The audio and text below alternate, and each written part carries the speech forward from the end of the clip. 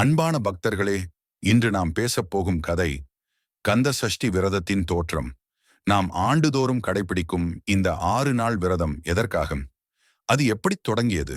அதில் மறைந்திருக்கும் ஆன்மீக அர்த்தம் என்ன?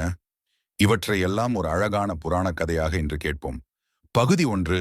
அசுரர்களின் அகந்தை. பழங்காலத்தில் 3 சகோதரர்கள் இருந்தார்கள். சூரபத்மன், சிம்மமுகன், தாரகாசுரன். அவர்கள் சிவபெருமானை கடுமையாக தவம் செய்து, எவராலும் எங்களை வெல்ல முடியாது என்ற வரம் பெற்றனர். அந்த வரத்தால் அவர்கள் உலகையே தங்கள் கட்டுப்பாட்டில் கொண்டு வந்தனர். தேவர்கள் தோற்கடிக்கப்பட்டனர். வானுலகம் இருள் சூழ்ந்தது. அனைவரும் துன்பத்தில் ஆழ்ந்தனர். இறுதியில் தெய்வங்கள் அனைவரும் சேர்ந்து சிவபெருமானிடம் சென்று முறையிட்டனர். பிரபோ, இந்த அசுரர்களை வெல்லும் சக்தியை உருவாக்குங்கள் என்று வேண்டினர். பகுதி 2. முருகனின் அவதாரம். அப்பொழுது சிவபெருமான் தமது தீயின் வடிவில் 6 தெய்வீக ஒளிக்கதிர்களை வெளிப்படுத்தினார். அந்த 6 தீப்பொறிகள் கங்கை நதியின் வழியாக சரவண பொய்கை எனும் தண்ணீரில் விழுந்தன. அங்கு கார்த்திகை பெண்கள் அவற்றை பராமரித்து 6 அழகான குழந்தைகளாக வளர்த்தனர். பின்னர் பார்வதி தேவி வந்து அந்த 6 குழந்தைகளை ஒன்றிணைத்தார். அதுவே நம் அருமுகன் ஸ்ரீ முருகப்பெருமான். அந்த ஒளி உருவம் தெய்வங்களின் வேண்டுகோளுக்கு பதிலாக தீமையை அழிக்க பிறந்த சக்தியின் வடிவம். பகுதி 3. சூரசம்ஹாரம். பின்னர் முருகப்பெருமான் தன் தந்தை சிவனின் ஆணையின்படி தெய்வ படையை முன்னிட்டு சூரபத்மனின் படையுடன் போராடத் தொடங்கினார். 6 நாட்கள் கடுமையான யுத்தம் நடைபெற்றது.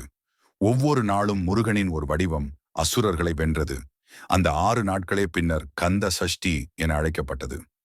இறுதியில் 6ஆம் நாளில் சஷ்டி திதியில் முருகன் தன் வேல் மூலம் சூரபத்மனை வென்றார். ஆனால் அவனை அழிக்கவில்லை. அதற்கு பதிலாக அவனின் துஷ்டத்தை அழித்து அவனை ஒரு மயிலாகவும் ஒரு சேவலாகவும் மாற்றினார். அந்த மயிலும் சேவலும் இன்று முருகனின் வாகனங்களாக இருக்கின்றன. இதன் மூலம் முருகன் சொல்லும் செய்தி, அன்பால் வெல்வதே உண்மையான வெற்றி. பகுதி 4. விரதத்தின் அர்த்தம். அந்த வெற்றியை நினைவு கூர்தல் என்பதற்காகவே மக்கள் ஆண்டுதோறும் கந்த சஷ்டி விரதம் கடைபிடிக்கத் தொடங்கினர்.